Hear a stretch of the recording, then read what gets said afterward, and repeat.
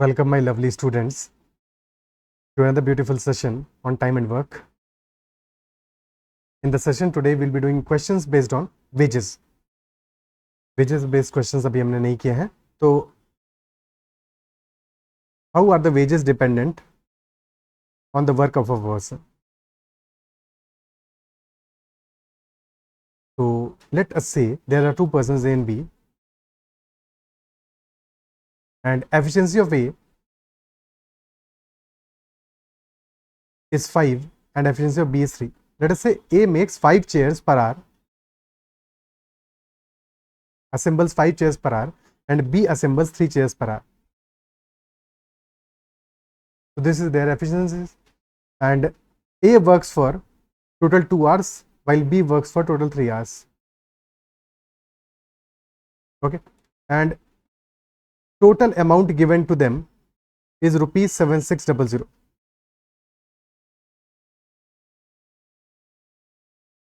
So A assembles 5 chairs per hour while B assembles 3 chairs per hour. This is their efficiency values. Also A works for 2 hours and B works for 3 hours. So wage of a person, in general, wage of a person is proportional to his efficiency.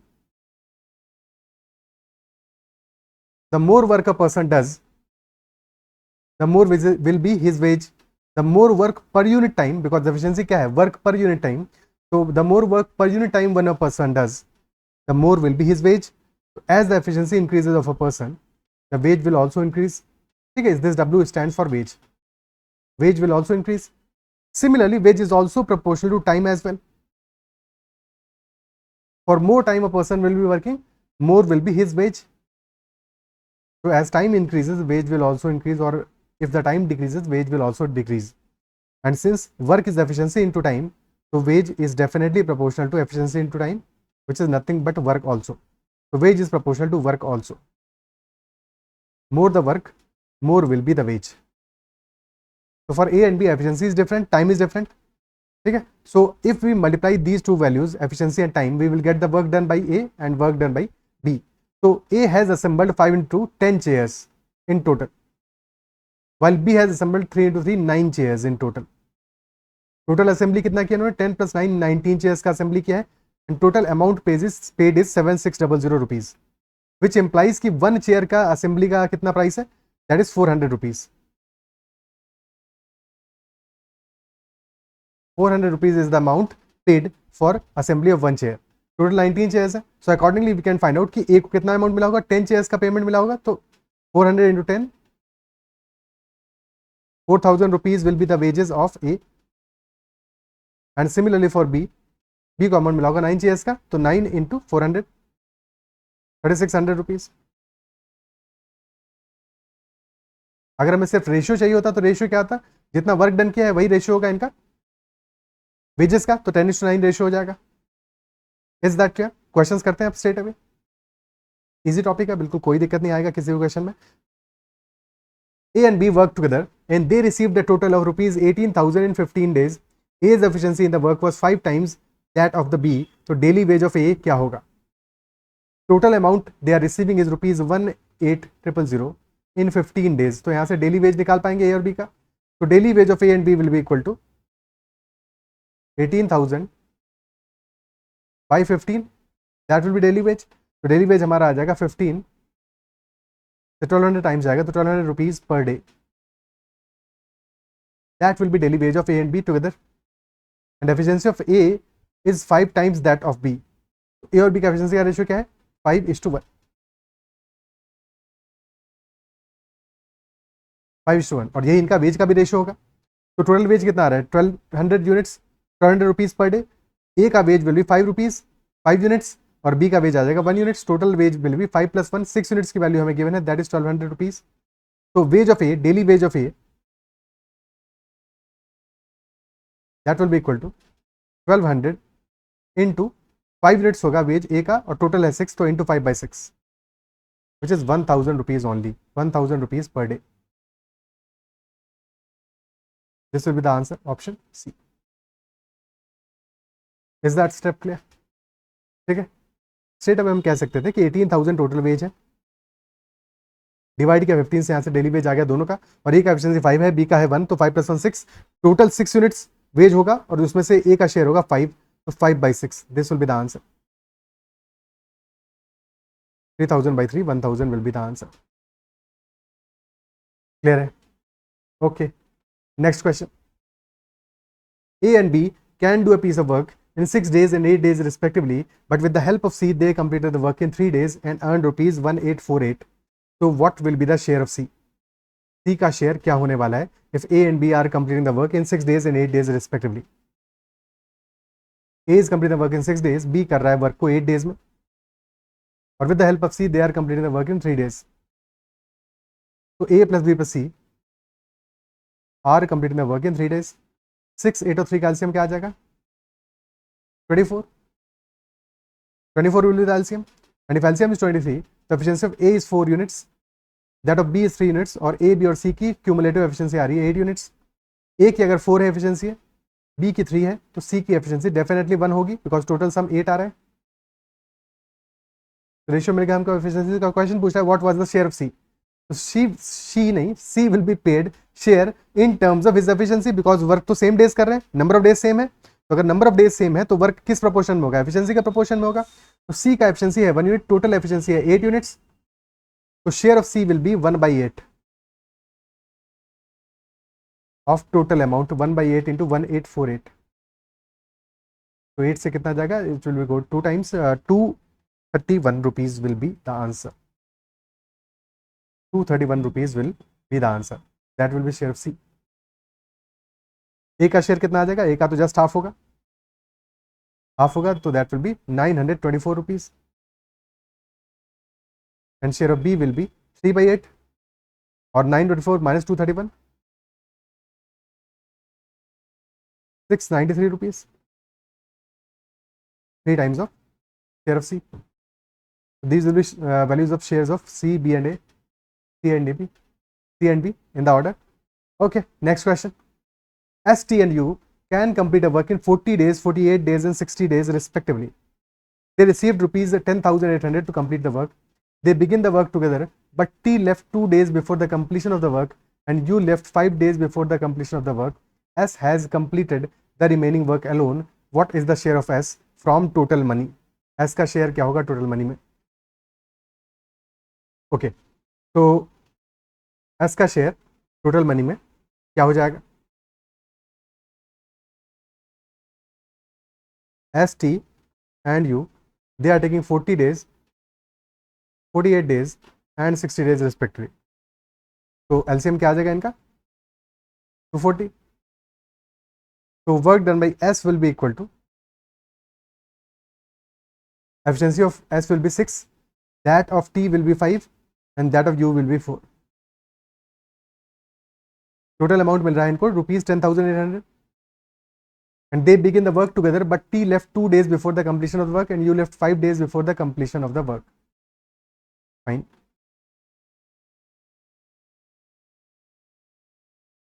So T is leaving 2 days before the completion of the work,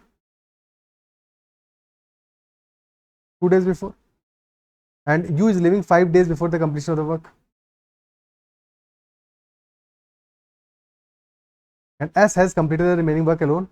S ने सारे दिन काम किया है for all days, है कि नहीं? क्या कर सकते हैं यहाँ पे? We can add the 2 days work for T and 5 days work for U. Accordingly हमें नंबर ऑफ डेज पता चल जाएंगे. तो 240 plus 2 days work of T कितना होगा? T का एफिशिएंसी है 5, 2 into 5 10, plus 5 days work of U, U की एफिशिएंसी है 4, 4 into 5 20, divided by total efficiency of S plus T plus U, 6 plus 5 plus 4, that is 15. 270 by 15, that will come out to be 18 days. So work will be completed in 18 days. But question हमसे ये नहीं पूछा है, question क्या पूछ रहा है?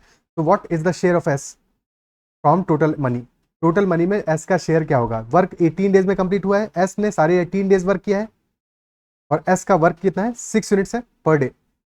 Total work है 240. तो work done by S divided by work total.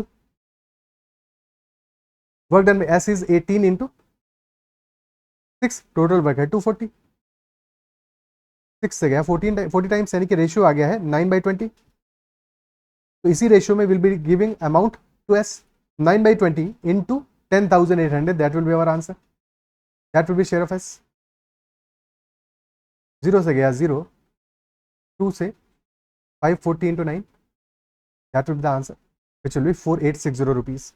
Option D. Share of S will be 4860 rupees. यहाँ पे स्ट्रेट अवे नहीं निकाल सकते, तो सबसे पहले टोटल नंबर ऑफ डेज निकालने पड़ेंगे, उसके बाद ही क्वेश्चन सॉल्व होगा. So this was a good question in that way, in that sense. ठीक है, क्लियर है? Okay, next question.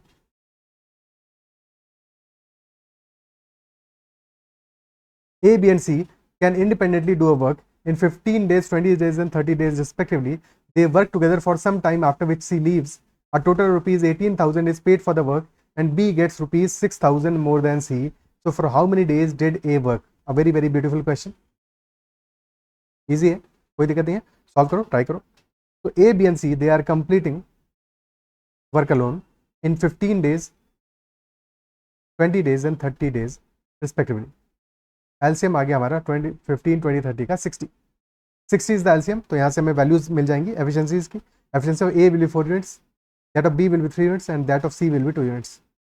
But then question कह रहा है they work together for some time after which C leaves.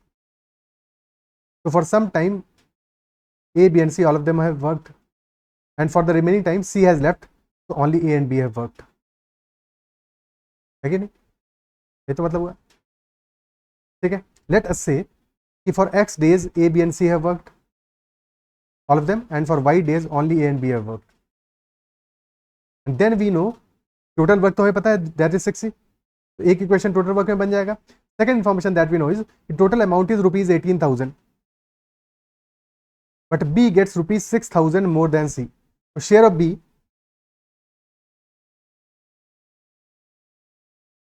minus share of C,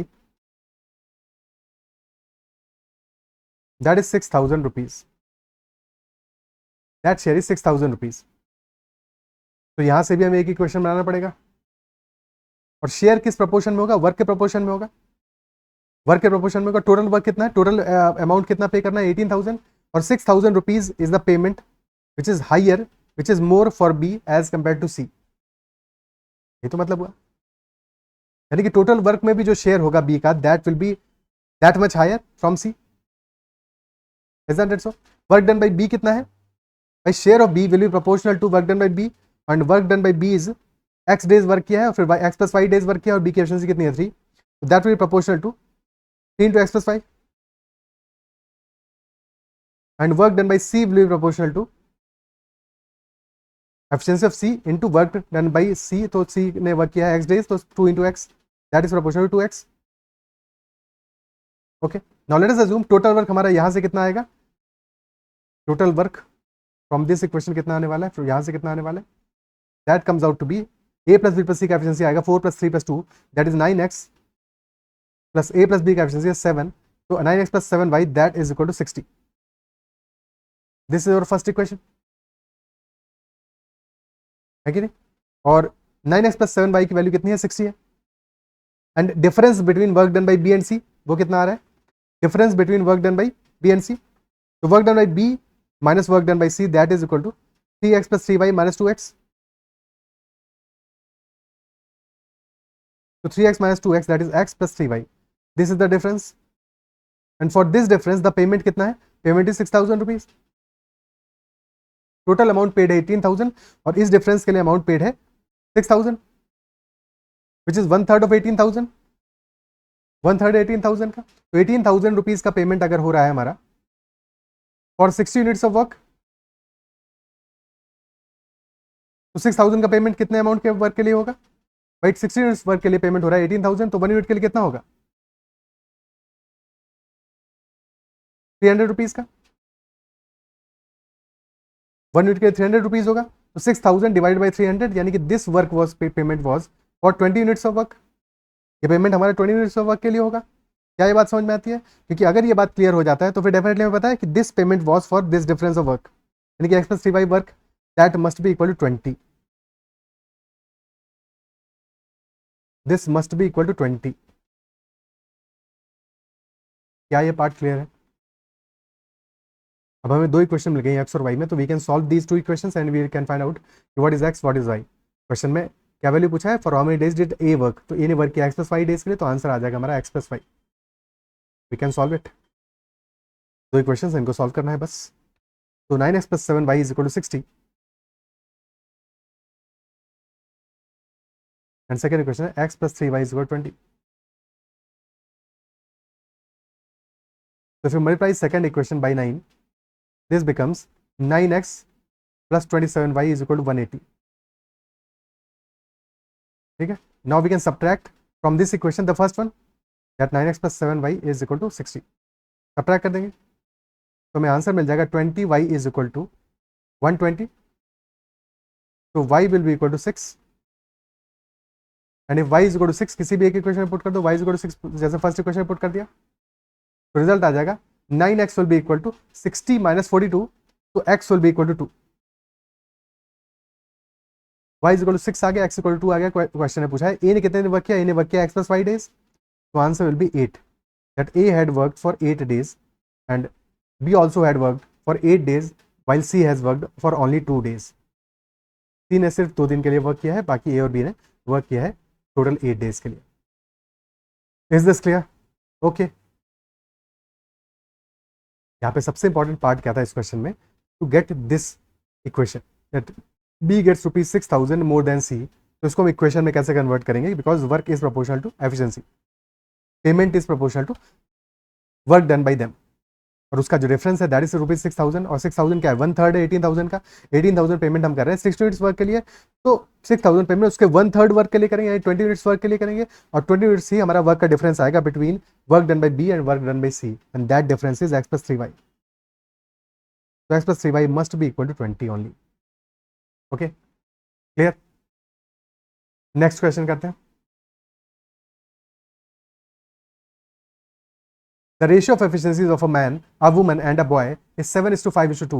The number of days for which they worked is in the ratio 3:9:11. If they earn rupees 17600 in total, so what is the earning of the boy? Very easy question. Man, woman और boy का हमें efficiency का ratio given है, that is 7:5:2. Number of days का ratio भी given है, तो number of days basically क्या हुआ? टाइम हुआ, टाइम का रेशियो भी गिवन है 3:9:11.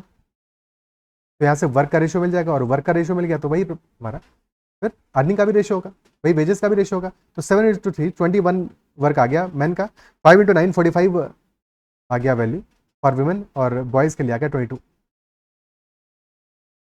रिस्पेक्टिव रेशियोज आ गया। टोटल अमाउंट कितना होगा? टोटल वर्क कितना हुआ? 21 + 45 + 22, 45 + 43 दैट इज 88 यूनिट्स। तो 88 यूनिट्स टोटल वर्क हुआ है, तो इसी अकॉर्डिंग पेमेंट होना चाहिए। तो पेमेंट हमारा है 17600। 88 से सीधे सीधे 200 टाइम्स जा रहा है, तो 1 यूनिट का पेमेंट होगा 200 rupees. Payment for 1 unit will be 200 rupees. तो पेमेंट पूछ रहा है what is the earning of the boy, question पूछ रहा है अर्निंग ऑफ द बॉय कितना हो जाएगा? 22 × 200 4400 रुपीज़। ओके, यहाँ पे हमारा नंबर ऑफ बॉयज मैन और वुमेन नहीं था, एक ही बॉय है, एक ही मैन है, एक ही वुमन है, तो that is y earning of the boy will be ₹4400। Just in case question में ये भी हो सकता था कि नंबर ऑफ मैन, वुमेन और बॉयज जो है वो है 3, 5 एंड 7, तो वहाँ पे वो डिफरेंटली हमें कैलकुलेट करना पड़ा, उसके बाद में पूछता तो फिर हमें अल्टीमेटली नंबर ऑफ बॉयज का जो अमाउंट है, नंबर ऑफ बॉयज अगर लेटर से 7 गिवन होता तो 7 से डिवाइड भी करना पड़ता लास्ट में। ठीक है, जस्ट इन केस अगर वो एक एडिशनल इन्फॉर्मेशन होता है तो उसका ध्यान रखना है। Okay, next question. A and B are equally efficient and each could individually complete a piece of work in 30 days. A और B का एफिशिएंसी में कोई डिफरेंस नहीं है, they both can complete individually alone a work in 30 days only if none of them took holiday. और अगर दोनों 30 days में कंप्लीट करें तो दोनों साथ में करते तो कितना टाइम लगता? 15 डेज में निपटा देते कम वर्क को, हाफ डेज में 15 डेज में खत्म कर देते अगर कोई हॉलीडे नहीं लेते तब। But A and B started working together on this piece of work, but A took a day off after every 4 days of work, while B took a day off after every 5 days of work. If the duo had started work on 1st of August 2022, on which date was the work completed? किस date पे work complete हुआ होगा, ये हमें solve करना है। Okay, pause the video and try to solve it. Structure समझने की कोशिश करो। यहाँ पे क्वेश्चन क्या कह रहा है कि A took a day off after every 4 days of work. तो पहले हम ए के लिए वर्क को समझाते हैं तुम्हें, ठीक है। तो ए ने हर 4 days के बाद में एक ब्रेक लिया। What does that imply? अगर हम वर्क देखते हैं तो ए ने पहले फर्स्ट डे वर्क किया, सेकेंड डे वर्क किया, थर्ड डे वर्क किया, फोर्थ डे वर्क किया, and then he took a break. Then again he worked for 4 more days consecutively and then he took a break. So effectively in 5 days में A is working for 4 days, ये तो मतलब हुआ। और 5 days का cycle होगा A के लिए फॉर द वर्क। क्या ये बात समझ में आती है? क्या ये बात क्लियर होता है? और सिमिलरली अगर हम B के लिए बात करेंगे तो B has taken a break after every 5 days of work. तो B अगर 5 days वर्क कर रहा है उसके बाद में he is taking a break, then again he is working for 5 more days and then taking a break. तो B के लिए साइकिल कितना है? 6 days का है, and out of these 6 days B is working for 5 days। और work दोनों के लिए सेम है। A का भी A जितना वर्क कर रहा है उतना ही वर्क B कर रहा है, 30 days में कंप्लीट कर रहे हैं। लेट अस अज्यूम कि efficiency of A is equal to efficiency of B and that is equal to 1 unit. तो वर्क हमारा कितना आ जाएगा? वर्क आ जाएगा यहाँ पे 30 यूनिट्स। टोटल वर्क करना है 30। They started the work on 1st of August 2022। तो on which date was the work completed? Options given है 16, 17, 18, 19। तो एक काम हम कर लेते हैं, 15th of August तक देख लेते हैं कितना वर्क कंप्लीट हुआ होगा। कितना वर्क 15th of August तक कंप्लीट हुआ होगा, उसके बाद में फिर चीजों को एडअप कर देंगे। We also note that cycle of A क्या है? 5 days का है, और 1st August को दोनों ने ही वर्क किया है। तो यानी कि ए 5 days के साइकिल में वर्क कर रहा है। ए ने कितना वर्क कर लिया होगा 15 तक?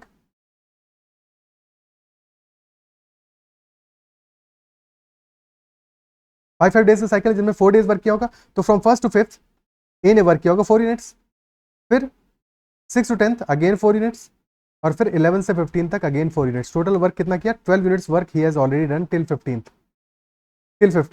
और क्योंकि साइकिल्स एक एग्जैक्टली कंप्लीट हो चुकी है 15th को he has taken a break. 11 से 14 तक वर्क किया, 15th को he has taken a break. तो अब 16 से फिर से वो काम करना चालू कर देगा। Isn't it so? 16 से फिर से वो काम करना चालू कर देगा। क्या ये बात क्लियर है? ओके। तो ए के लिए तो चीजें आसान थी। बी के लिए थोड़ा सा फर्क होगा, बिकॉज हमें 15 तक का वर्क देखना है, बट बी का साइकिल है 6 days का। बी का साइकिल है 6 days का।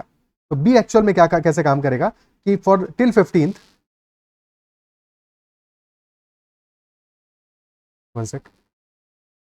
टिल 15th बी ने वर्क किया होगा 1 से लेके 6 तक 5 यूनिट्स, 1 से लेके 6 तक 5 यूनिट्स, देन 7 से लेके 12 तक अगेन 5 यूनिट्स, बट फिर 13 से 15 तक उसने वर्क किया होगा कॉन्सेक्यूटिवली, 13, 14, 15।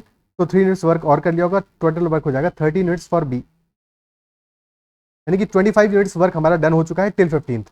25 यूनिट्स वर्क हमारा डन हो चुका है। और हमें पता है कि बी का साइकिल कंप्लीट नहीं हुआ है। बी का साइकिल 6 days का है, तो ये लास्ट वाला साइकिल में अभी 2 days का वर्क बाकी है, और फिर वो ब्रेक लेगा। यानी कि 16th और 17th को बी विल बी वर्किंग, और 18th को will B taking a break, है कि नहीं?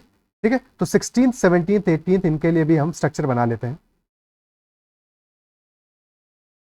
वर्क बचा कितना है? 25 units work is already done, और टोटल वर्क करना है 30। तो 5 यूनिट्स रिमेनिंग है, that is the work remaining. 16th को क्या होगा? 16th को ए विल बी वर्किंग, बिकॉज ए का साइकिल कंप्लीट हो गया है, तो ए तो वर्क करेगा 16 को। बी का साइकिल अभी बाकी है 2 days का वर्क, 16th और 17th का, तो बी भी वर्क करेगा। 17th को भी बी वर्क करेगा, और 17th को ए भी वर्क करेगा, बट 18th को ब्रेक लेगा बी, तो बी वर्क नहीं करेगा, but A will be working on 18th as well, because अभी ए का साइकिल चल रहा है। ए तो इवन 19th को ही वर्क करेगा, बट हमें 19th की जरूरत पड़ेगी नहीं पड़ेगी ये तो देख लें। तो 5 यूनिट्स वर्क ही हमारा बचा हुआ है, और 5 यूनिट्स वर्क कंप्लीट हो जाएगा 18th को। 18th को 5 यूनिट्स वर्क कंप्लीट हो जाएगा। सो 18th के बाद में हमें वर्क की जरूरत नहीं है। 18th will be the answer. 18th of August 2022 will be the last day, and they will be completing the work on that day. On that day only A will be working and work will be completed by A. क्या ये बात समझ में आया? तो थोड़ा सा ये क्वेश्चन मैनुअली करना पड़ेगा ऐसे क्वेश्चन को, अगर ऐसा क्वेश्चन आता है तो थोड़ा सा टाइम देना पड़ेगा। क्या ये बात क्लियर है? ठीक है, आई बिलीव समझ में आया होगा क्वेश्चन। ओके,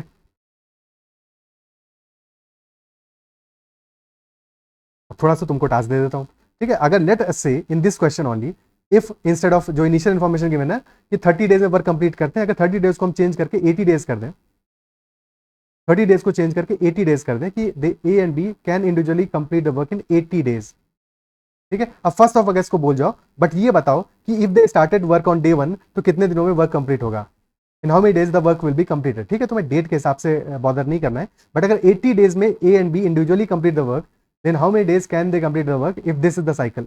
ये इन्फॉर्मेशन बाकी सब कुछ सेम है, the only thing that difference is that 80 days में they are complete the work now. ठीक है, so you have to answer that in the comments.